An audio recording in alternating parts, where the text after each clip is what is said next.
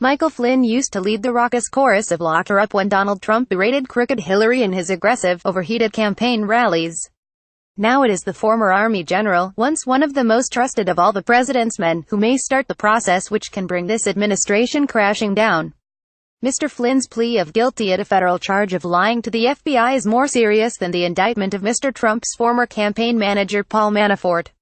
This is someone admitting to a felony who was no less than the National Security Advisor, privy to the most sensitive secrets, in a position to do grave damage to national security. Mr. Trump used to take Mr. Flynn to the intelligence, defense and foreign policy briefings he received from the CIA, FBI and the Pentagon while running for president. And, as National Security Advisor, Mr. Flynn would have direct access to the classified information when his man was in the White House. One key line of Special Counsel Robert Mueller's investigation would be whether any of the material was compromised by clandestine contact with the Russians. Crucially, the indictment of Mr. Flynn puts former FBI Director Mr. Mueller's investigation inside the White House, and not just on the campaign trail as had been the case with Mr. Manafort. Very little has been released so far from the special counsel's team about the charges. But the document does indicate that the investigation is focusing on how the former National Security Advisor's liaison with the Russian ambassador, Sergei Kislyak, could have influenced presidential policy. We now know, from Mr. Mueller's office, that Mr. Flynn had talked to Mr. Kislyak about Russia's response to sanctions imposed by the outgoing Obama administration and the course of action the Kremlin may take at the United Nations.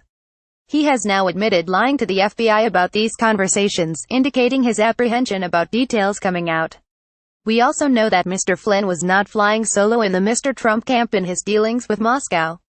The prosecutors state that he called a senior member of the presidential transition team on the 29th of December last year after Mr. Kislyak had contacted him. The message Mr. Flynn was asked to pass on to the ambassador was that Moscow should not escalate the situation, with the obvious inference that they will receive something in return.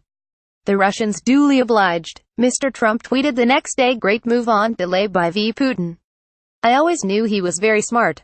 That was not the first contact between Mr. Flynn and Mr. Kislyak with the apparent connivance of the Mr. Trump team. A week earlier, on the 22nd of December, prosecutors say that a very senior member of the presidential transition team personally directed Mr. Flynn to approach a number of countries, to delay or defeat a UN Security Council resolution on Israeli settlements. Mr. Flynn called Mr. Kislyak the same day. On this occasion the ambassador could not help, however, and the resolution passed with 14 votes in favor and the U.S. abstaining. All this is emerging with the background of Mr. Trump and his team repeatedly denying that there had been any coordination with the Russians during and after the presidential campaign, and this denial has continued, even as evidence began to surface of almost 20 meetings between the two sides. Mr. Flynn may be in a position to provide Mr. Mueller with the ammunition needed to dismantle the position being taken by the Trump administration. There is now little doubt that a plea bargain deal has been reached. There was early notice of that last week when Mr. Flynn's legal team announced that it will no longer be cooperating with White House lawyers. Mr. Mueller's decision to accept a guilty plea by Mr. Flynn on a fairly low-level 1001 violation named after 18 U.S.C. 1001, the criminal statute for making false statements, strongly indicated that the former National Security Advisor will provide significant help for the investigation.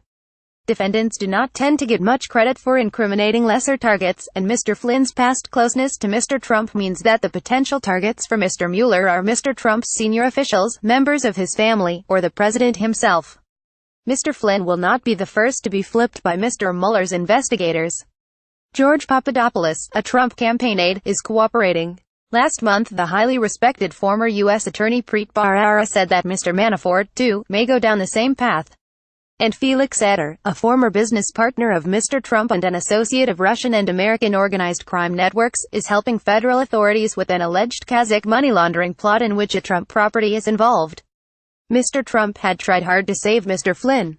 The new president asked FBI Director James Comey to ease off on pursuing him, allegedly saying during a private dinner, "I hope you can see your way clear to letting this go, to letting Mr. Flynn go. He is a good guy. I hope you can let this go." Mr. Comey's refusal to do so and, in effect, abandon the Russia investigation, led to his firing. Steve Bannon, Mr. Trump's former chief strategist, called the sacking of Mr. Comey one of the biggest mistakes in modern political history as it directly led to the appointment of Mr. Mueller with his extensive powers. Mr. Trump now waits to see just how damaging this mistake will be for his presidency as the net begins to close in around him. Reuse content.